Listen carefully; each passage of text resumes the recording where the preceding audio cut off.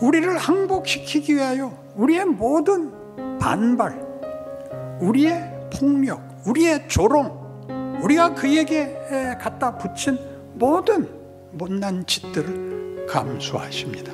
다 받아내시고, 그리하여 받아내고 허허허 웃었다는 게 아니라 받아내서 죽습니다. 거기까지 갑니다. 기독교는 이런 종교입니다. 하나님이 누구신가?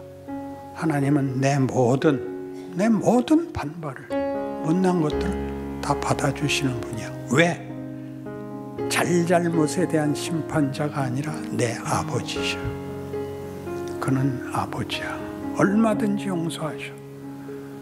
그러면 계속 평생 못나게 굴어도 되네. 부끄러워해야지. 여기가 철이 드는 거죠. 여기가 신앙의 성숙이 있는 자리입니다. 나쁜 짓을 해도 됩니다.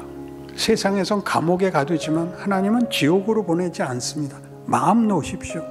만일 지옥에 가거든 제 이름을 대십시오. 그러나 뭘 깨달아야 되죠? 그건 못난 짓입니다. 부끄러워해야 됩니다. 이 마태복음 28장 말씀은 우리 기독교 신자들이라면 누구나 알고 있는 기독교인으로 살게 된 자기 인생의 가장 중요한 임무라는 것을 알고 있습니다. 땅끝까지 모든 족속에게 주의 이름을, 주의 가르침을 가르치는 일.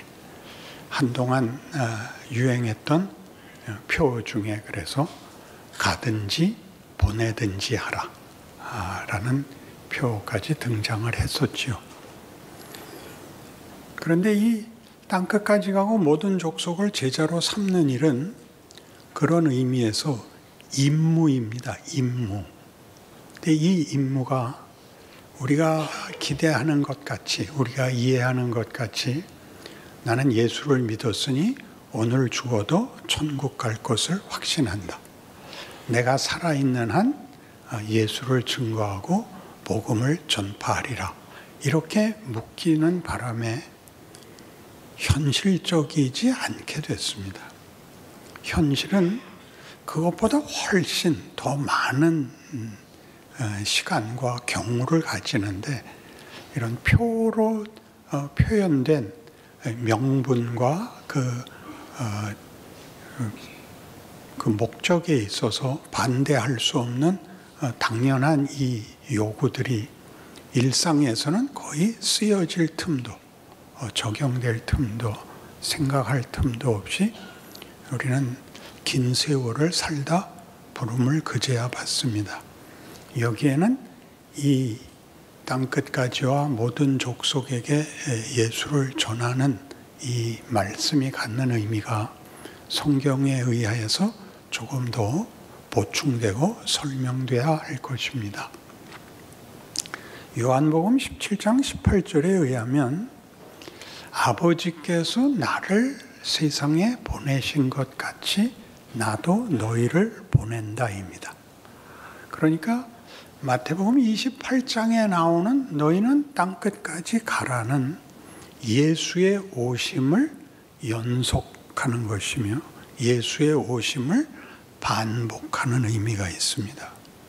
그럼 예수의 오심은 우리 모두 기독교 신앙에서 너무나 분명하게 예수를 믿는다. 내 죄를 위하여 십자가에 죽으셨다. 그의 살과 피가 우리의 죄를 씻고 새 사람으로 거듭나게 하며 영생을 허락하셨다라고 너무나 잘 알고 있습니다. 그러나 이 예수가 오시고 우리에게 구원을 베풀고 그리고 우리에게 다시 예수에게 주어졌던 임무가 우리에게 연속되고 확대되는 이런 간단한 이해에 조금 더 파고 들어가 보면 예수께서 자신이 오신 것 같이 우리를 보내는 이 일에는 이런 뜻이 있습니다. 예수의 성육신은 아버지가 내 안에, 내가 아버지 안에 있는 것 같이 저희도 다 하나가 되어 우리 안에 있게 하사 아버지께서 나를 보내셨음을 믿게 하시고 저들을 사랑하신 것을 알게 하옵소서가 했습니다. 그러니까 예수의 오심은 우리가 아는 구원을 이루러 오신 임무만 있는 것이 아니라 그 임무가 이런 내용. 아버지가 나를 보냈는데 아버지가 나를 보낸 이유는 아버지와 내가 하나인 것까지 내가 옴으로써 나와 이 인류가 하나 되게 하려고 왔다 그런 뜻입니다.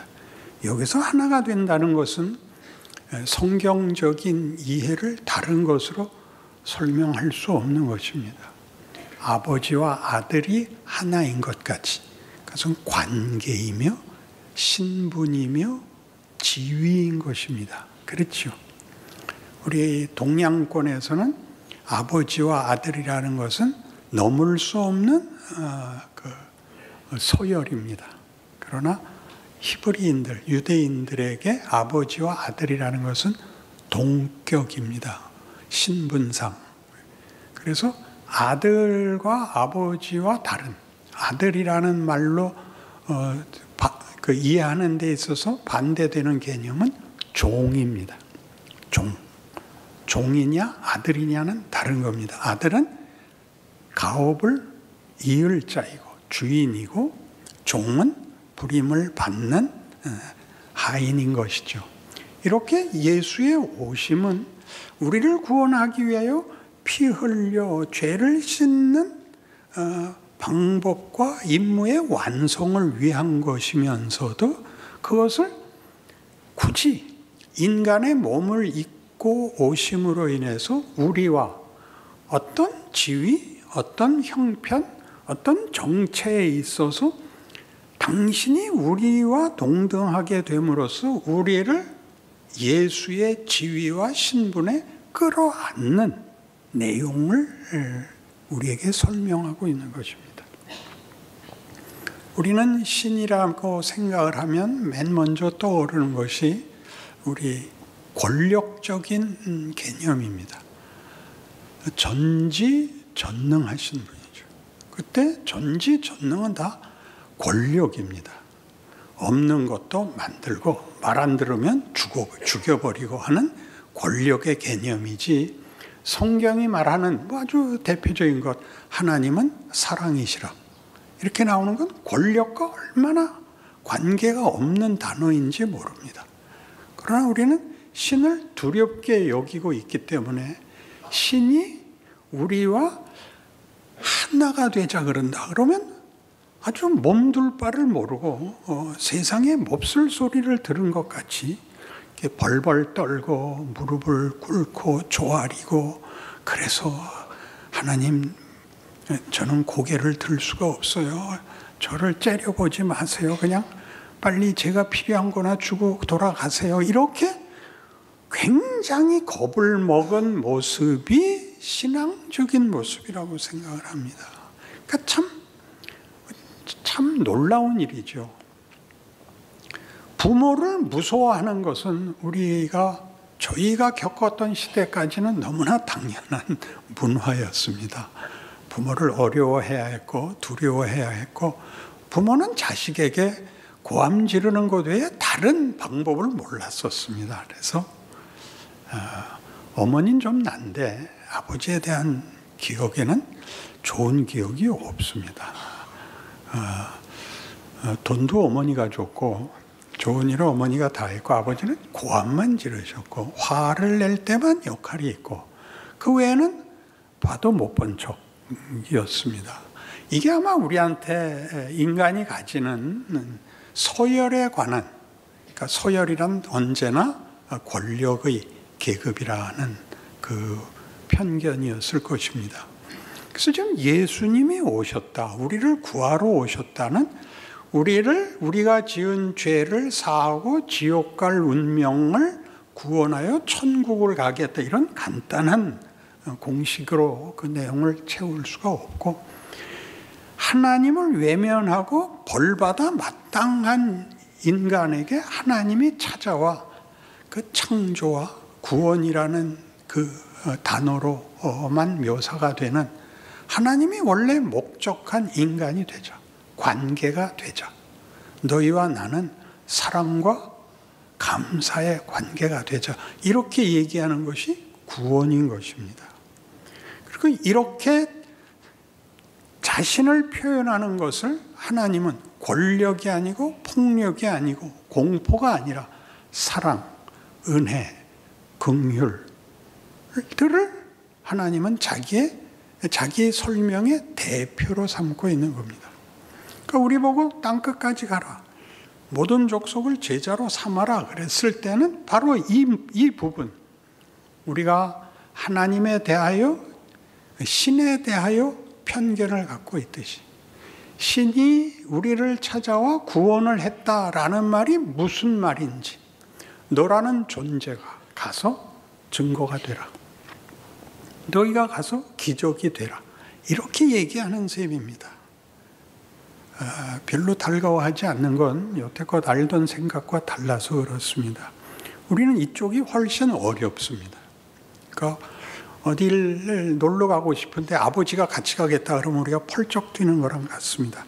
요즘은 안 그렇죠. 요즘은 동네를 지나가도 아버지가 아들 데리고 나와서 공놀이도 하고 그러더라고요. 어림도 없는 일이었습니다. 아버지는 무섭고 하루에 2번 볼 필요 없는 분이었는데, 그러니까 여러분들도 필요가 있을 때만 와서 무릎을 꿇지, 하나님이 그 어떤 대상보다도 더 고급한, 위대한, 놀라운 우리의 상대라는 생각을 가지지는 못하는 것입니다. 그래서 기독교 신앙도 뜻밖의 진정성을 가지고 열심을 가질 때마다 권력의 냄새를 풍기고 겁을 줍니다. 무섭게 굴죠. 너희 안 믿으면 지옥 가.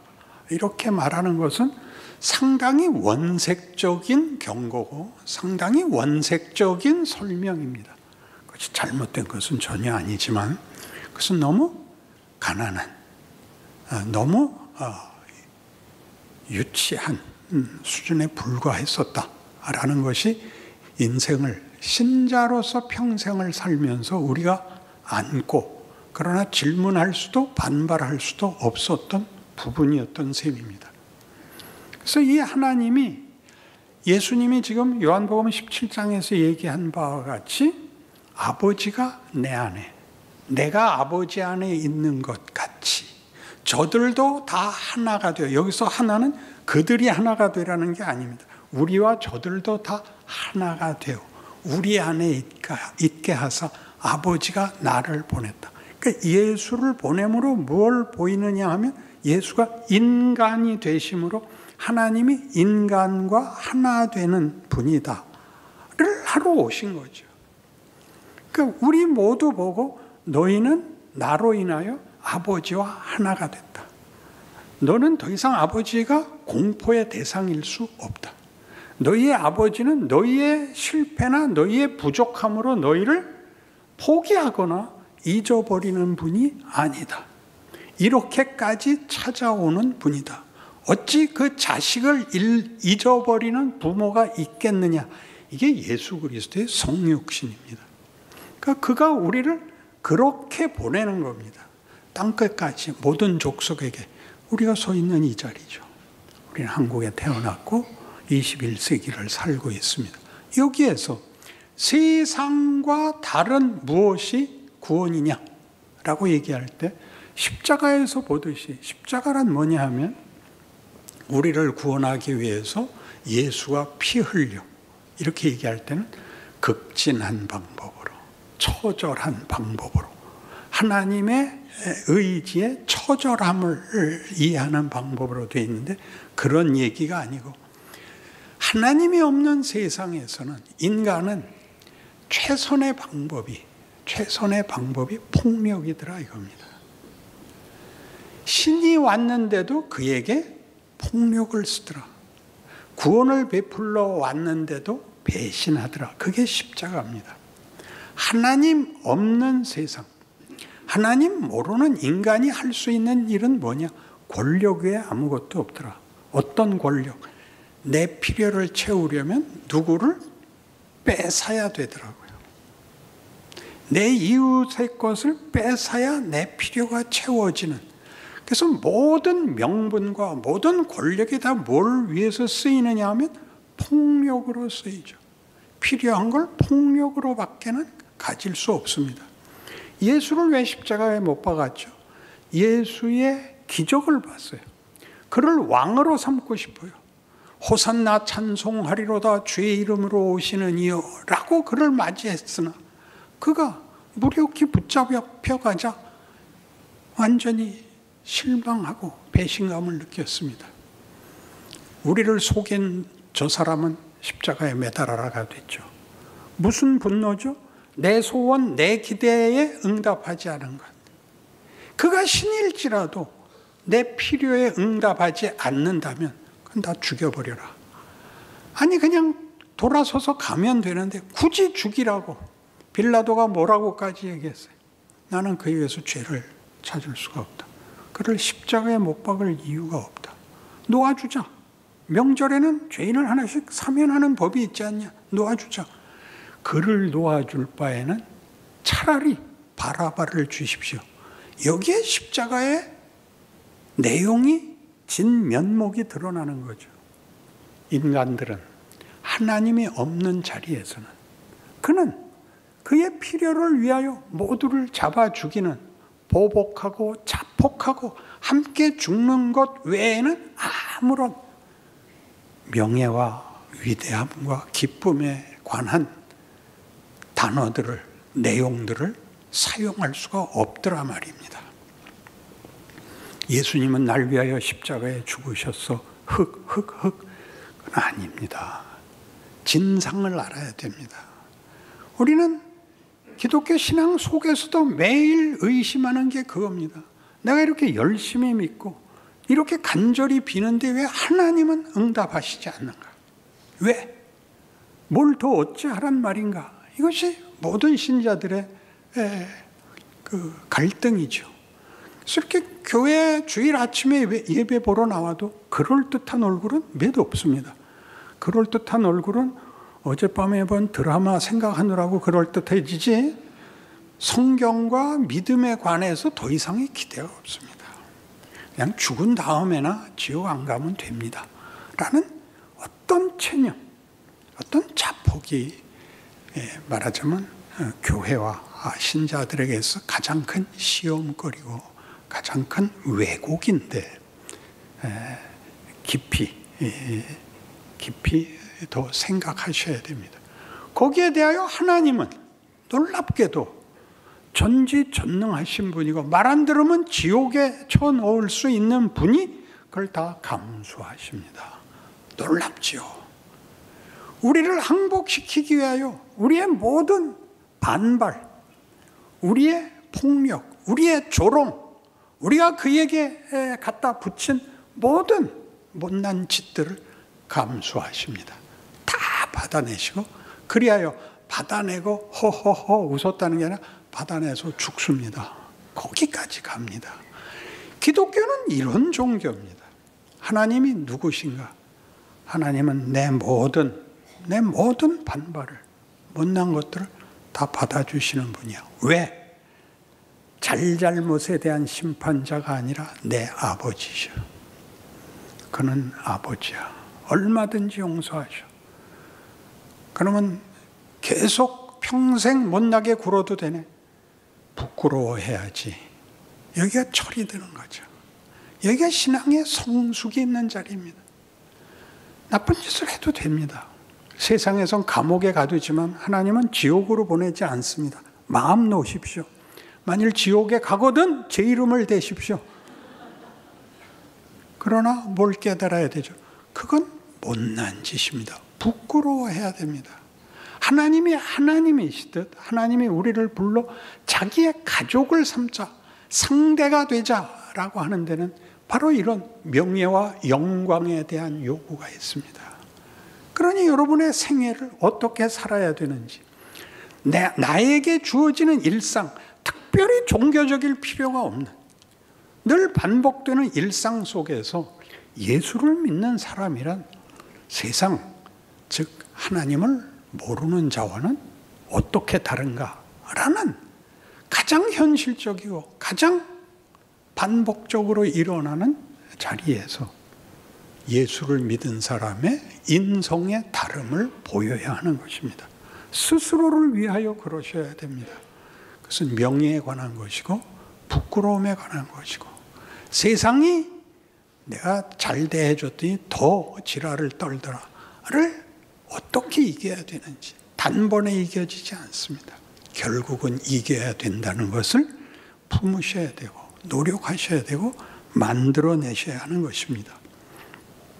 그래서 요한복음 14장에 의하면 예수님께서 이런 약속을 하시죠. 나를 믿는 자는 내가 하는 일을 저도 할 것이요. 이게 바로 그겁니다. 성육신입니다. 이보다 큰 일도 하리니 이는 내가 아버지께 감이로라. 이렇게 나옵니다. 너희가 내 이름으로 무엇을 구하든지 내가 들어주겠다까지 있습니다. 근데 이런 얘기들은 무엇에서부터 출발하느냐 하면 빌립이, 그 제자인 빌립이 예수께 이런 요구를 합니다. 아버지를 우리에게 보여주옵소서. 왜냐하면 예수님이 오셔서 기적을 이루시고 분명히 신성의 어떤 놀라움을 보여주시는데 범인에 불과하지 않습니까? 신의 아들이라면 신성에 속하는 어떤 권력들이 가지는 우리가 만들어낼 수 없는 힘을 보여주셔야 되지 않겠습니까? 그 요구를 합니다. 아버지를 보여주옵소서. 그러자 예수님이 대답하기를 빌립아, 내가 이렇게 너희와 오래 같이 있었는데 아직도 아버지를 모르겠느냐? 나를 본 자는 아버지를 보았거늘 어찌하여 아버지를 보이라 하느냐? 그게 무슨 얘기예요? 너희가 원하는 것은 권력이다. 너희가 원하는 것은 너희 필요를 채우는 힘이다. 그러나 아버지가 하려는 것은 너희가 상상하는 것과 다르다. 그것은 아버지의 위대하심에, 아버지의 영광에 참여하는 거다. 너희 보고 와서 빌고 하나님 앞에 경배한다, 찬송한다라는 것으로 떠받들라는 얘기가 아니다. 너희는 그 정체와 신분과 지위와 운명에서 다른 존재요, 다른 대상이다. 이렇게 얘기하는 것이 기독교인 것입니다. 이걸 인상을 쓰면서 얘기를 해야 된다는 건 얼마나 큰 비극입니까? 그래도 놀랍지 않단 말입니까? 기독교의 놀라움이죠. 그것이 왜 복음인가? 벌을 면하는 정도가 아니라 상상을 넘어서는 정체성과 신분을 아는 것이죠. 그걸 살아보는 겁니다. 그럴 기회를 가지는 겁니다. 그럴 책임을 권리로 가지는 것입니다. 그러니 여러분, 이런 신자된 인생, 예수의 이름으로 무엇을 구하든지 답을 받을 수 있는, 거기는 분명 권력으로 답할 수 없습니다. 예수의 이름이니까. 예수는 권력으로 오시지 않았고 폭력으로 오시지 않았습니다.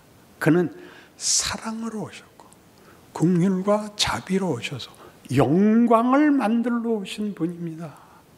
그러니 그의 이름으로라는 조건 속에는 얼마나 많은 우리의 기대와 다른 성경적, 기독교적 내용들이 우리를 향하여 도전을 하고 있는 것입니까? 그래서 우리가 예수의 이름으로 라는 우리의 현실을 살 수 있다는 것을 알게 된다면, 여러분, 이 세상이 죄와 사망, 즉 폭력이 유일한 질서인 세상에서 사랑과 영광과 생명이 가치인 존재로서 부닥쳐야 되는 것은 다만 갈등이고 싸움이고가 아니라 어둠에 비치는 빛이 되는 것이고 부패하는 곳에 들어가는 소금이 되는 것 같이 하나님이 창조하신 창조 세계에서 하나님이 무엇을 하시려고 하는가, 무엇을 만들려고 하시는가에 하나님의 창조와 섭리에 동참하는 자리로 신분과 기회가 부름받는 것입니다. 쉽지 않습니다. 잘 안 됩니다. 처음엔 일단 몰라서 안 됩니다. 어떻게 모르냐 하면 천국만 가면 되는 거니까. 살아있는 동안은 지나가다가 예수들 안 믿어서 그래. 저 새끼들은 지옥 가서 싸. 이걸로 다 덮고 넘어갔는데 이제 그러면 안 되는 거죠. 불쌍히 여겨야 되죠. 예의를 지켜야 되죠. 이런 것들이 나를 변화시킵니다. 안 믿는 것들은 지옥 가. 이렇게 말하지 마시고 죽으면 지옥 가니까 살아있는 동안은 예의로 대해 주십시오. 그러면 알아먹겠습니까? 왜 저주를 하는 것이 우리의 대표적 표현이 되냐 말이죠. 용서가. 기다림이 대표적 표현이고 대표적 얼굴이어야죠. 흥분하지 말고.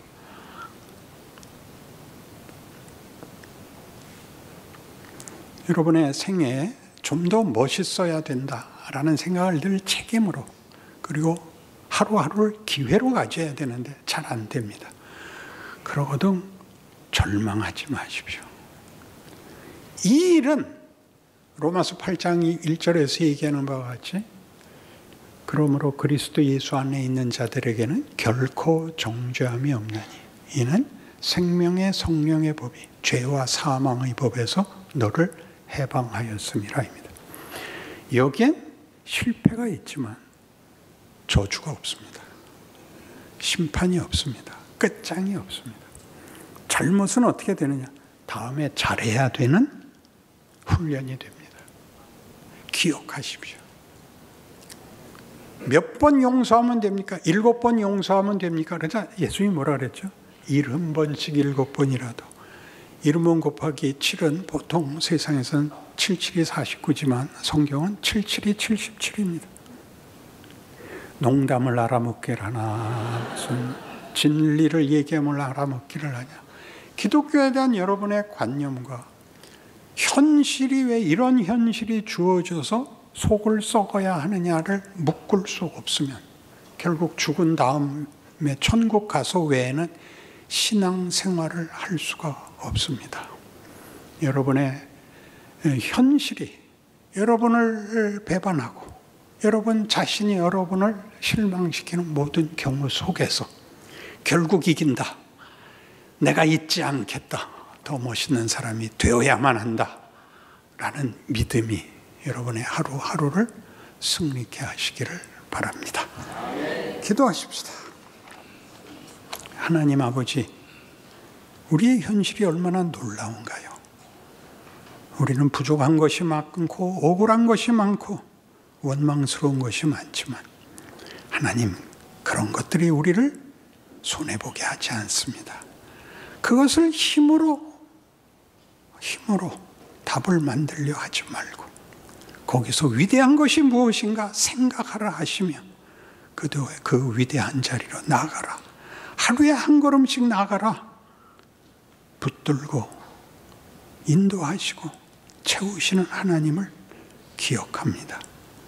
승리의 그날까지 매일이 기도하며 찬송하며 스스로를 채찍질하며 또 하나님의 포기 없는 의지에 대하여 감사하며 하루하루를 기적으로 만드는 우리 기독교인들 되게 하여 주시옵소서.